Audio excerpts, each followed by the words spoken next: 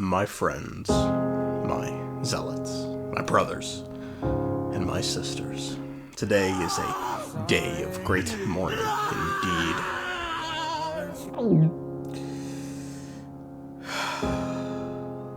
I'm sure by now we've all learned the great sinner Rhinedottir has devoured one of our beloved shades, the shade of life, Naberius, the shade who, in tow with our great lord, the primordial one, upright our god hailing from beyond the stars, helped to populate the earth with flora and fauna after it was remade so that we humans may eat, we may survive, and we may take in the glory of nature. Naberius would then go on to personally create little Egeria, the one that would become the first hydro goddess. And while we assumed Naberius had simply gone dark after this, returned to the heavens and the sky to rest a well-deserved rest, we've since learned otherwise. Naberius was eaten, consumed, devoured by a bastard sinner, the bastard sinner, Gold, the bitch, Rhinedottir. Naberius now suffers a fate worse than death. She's now one with Rhinedottir.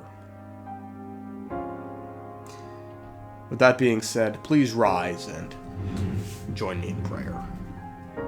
O great architect of the cosmos, he who lit the stars with his fingertips, we beseech thee, in this hour of unspeakable blasphemy, look upon us, not with pity, but with righteous indignation.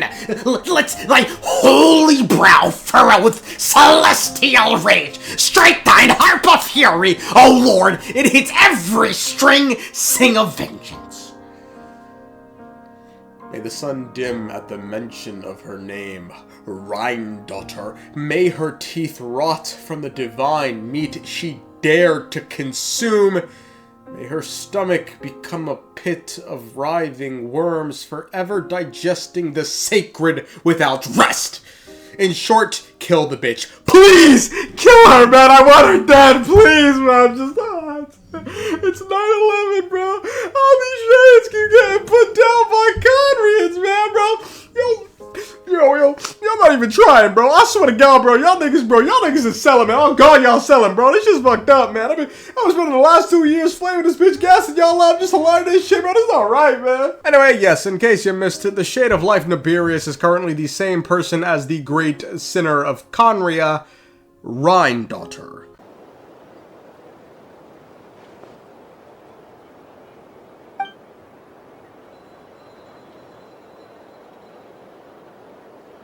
Devouring Naberius? What's Naberius? What?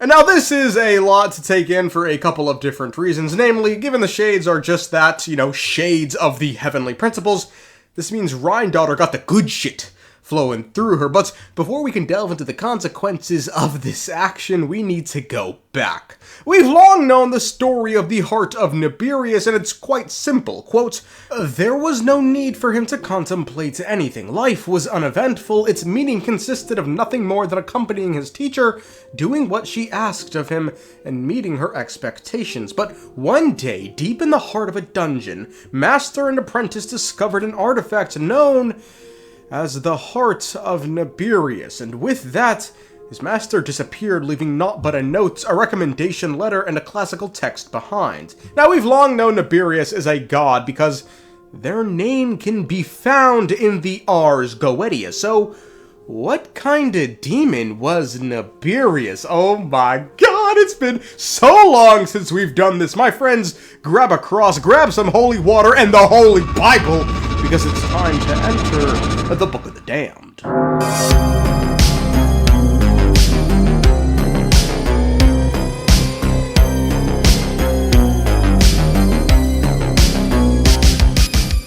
all the demons in the Ars Goetia, Naberius bears the title of Marquis of Hell.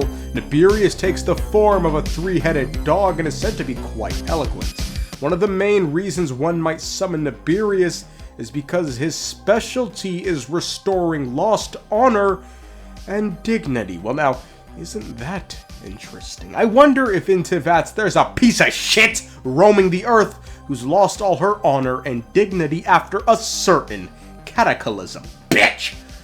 Now, while we long knew Naberius was some presumably dead god in the past, this was all we knew about Naberius. We thought they had died and their heart was somewhere in a random dungeon, and upon finding it, Rhinedottir left to grab some milk. But never in a billion years did we think we'd come to find out that not only is Naberius still alive, but she is a shade of the heavenly principles, the ruler of life, who, as we discussed earlier, helped to create life after the world was made anew, and then later created Egeria to act as the heart of the primordial sea. But after that, there's nothing about this shade, not a poof. The shade of life vanished from the face of the earth, never again mentioned anywhere.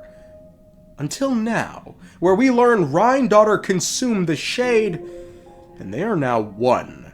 The first question we need to answer is, when did this happen? A known certainty is this must have happened after the cataclysm, because Albedo was created after the cataclysm and he found the heart with her, but still that's a 500-year gap, so let's see if we can narrow this down even further, and we can. Because of Albedo's words, he says Alice only recently told him Rhinedottir consumed Naberius, and what's more, he said he knew she'd do it sooner or later, and that he wishes her the best, meaning Rhinedottir only merged with Naberius after dropping Albedo off. Given Cleo was already in Mondstadt by the time Albedo arrived, this means Albedo has not been in Mondstadt for very long, only a few years. What's more, Albedo tells us that it's only after Rhinedottir became one with Naberius did she finally find a sliver of peace. Now, we've known for quite some time Rhinedottir sort of went off the rails after Conria and has barely been lucid, as when the Hexen Circle were getting together to write the story of the Little Witch and the Undying Fire, they remarked this before Rhinedottir's section, quote,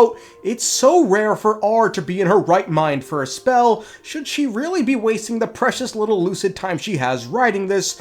Don't worry, for a witch, this is the most important thing." Now, it seems like she's managed to, up her lucid time, even seemingly enough to be able to recuse herself from Albedo's trial. Either that or, Alice lied to cover for her while she's off planning 9/11, the sequel 9/12. Now what's interesting about this is we have no idea why this happened, who it was for, and more importantly, what a shade's heart was doing in a dungeon, nor how the shade was still alive without her heart, unless her heart was meant to be there serving some purpose. But given, Hoyo's story writing, I can foresee a scenario in which the shade was critically wounded and Rhinedottir ate her to help keep her alive, and, at the same time, Rhinedottir benefits, so it's win-win. Now, as for why, the shade could be dying, I couldn't even begin to tell you, and for those going, the cataclysm, yeah, maybe it's a pretty good guess, but remember, Rhinedottir only recently found the heart, which means it was in that dungeon for, 490 years?